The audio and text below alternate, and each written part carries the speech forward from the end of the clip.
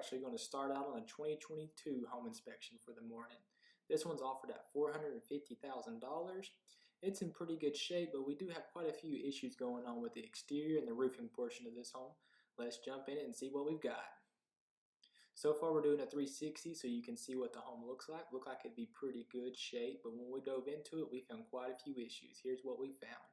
We've got some damaged shingles. Looks like some wind damage has caused some creasing on these shingles up top here. Flashing cut short. This is from the gutter guy. Up here, drip edge is cut short. We got a gap here. We got some damaged shingles. Here's a damaged corner. We've got some damaged shingles here on the lower course. Here's two damaged areas. We've also got an area where water is kind of routed right below a soffit right here at this fascia board. They've tried to flash it, but water's going to go right under that and cause all kinds of havoc.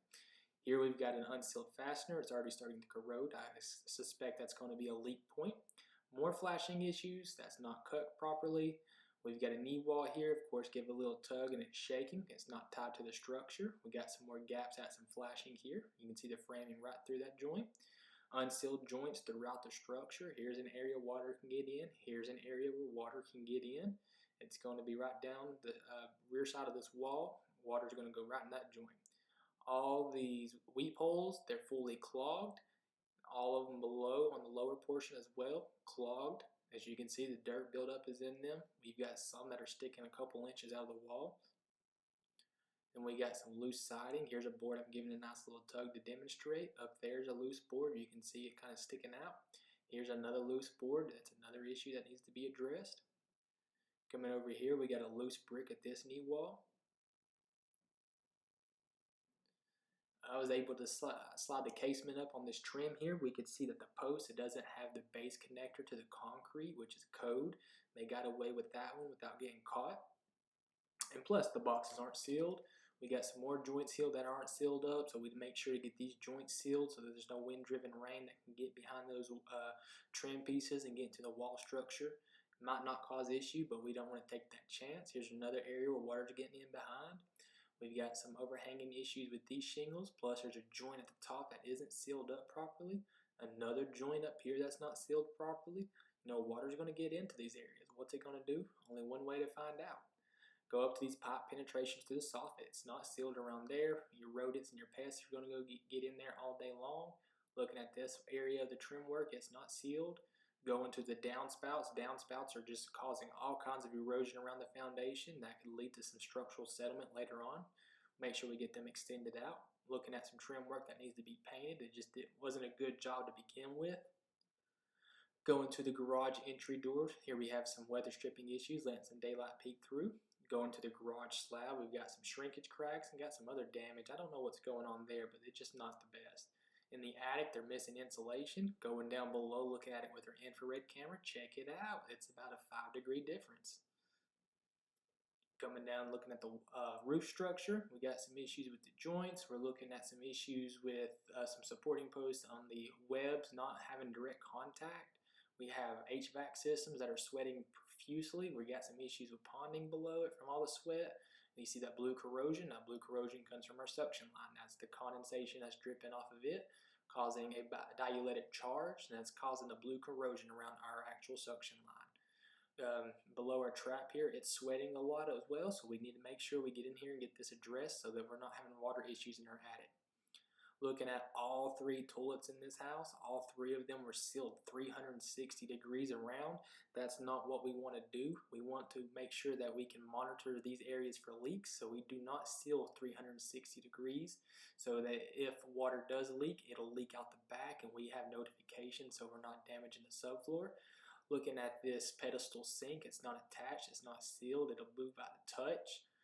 Comparing the 2 drainage on the 2 master vanity sinks, we do have one that's draining a lot slower. Looking at the windows, they're not sealed up in the seal. We've got some finish issues going on with this door frame for the exterior door. Coming over here, you can just see some walls aren't plumb nor square. They definitely cut some corners with the framing, I'd say. Looking at the span between these support posts for the closet system, that's 48 inches. It's missing one. Looking at some of the trim work here, it's not sealed up. It doesn't even look like they attempted to finish this, because once I jump behind this washer machine, none of the trim is finished or installed. We can see the gaps in the floor. It's just poor, shoddy work. Looking at this rear exterior door here, it's not allowing the door to open all the way. Man, that's just a poor design if you'd ask me. Seeing some of these joints here, it looks like some bugs may be coming in through our foundation.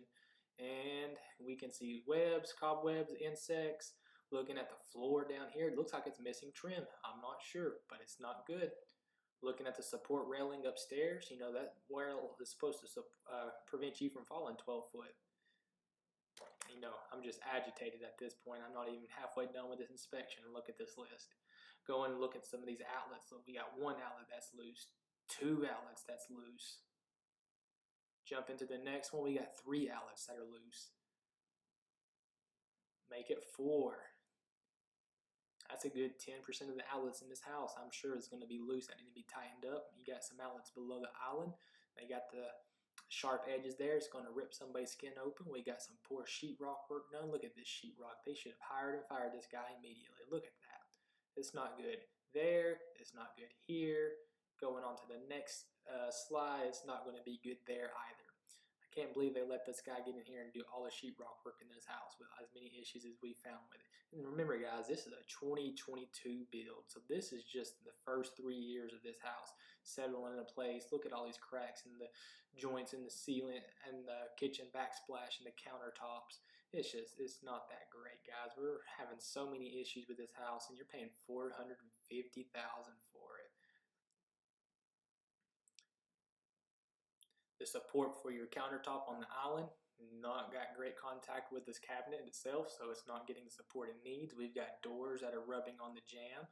It is not closing properly. We got some signs of lint backup in this dryer vent. We've got some areas that are not sealed around the tub. Any runoff water is going to be running behind your walls. Who needs a good air quality when mold's growing, right? So we need to get that sealed up. Looking at the base of this bathtub here, it needs to get sealed. It's got an exposed joint for any runoff water that goes over. It's going to go straight into your subfloor. Looking at the tile in the master shower, of course, it needs some grout line work. It needs to be cleaned up a little bit. They forgot all the sealant for this bathroom sink. Going up under all three vanities. Look at this issue that we found. Give them a tug, sliding up and down that downstem. It's not secured. Potential for leaks, potential for sewer gas to leak out. 1, 2, and moving on to the third one, it's got it too. That's 3 of the 4 sinks in this house. Remember that 4th sink, it's a pedestal, so it wasn't even secured either. Got a couple of loose valve handles right here on the master bathtub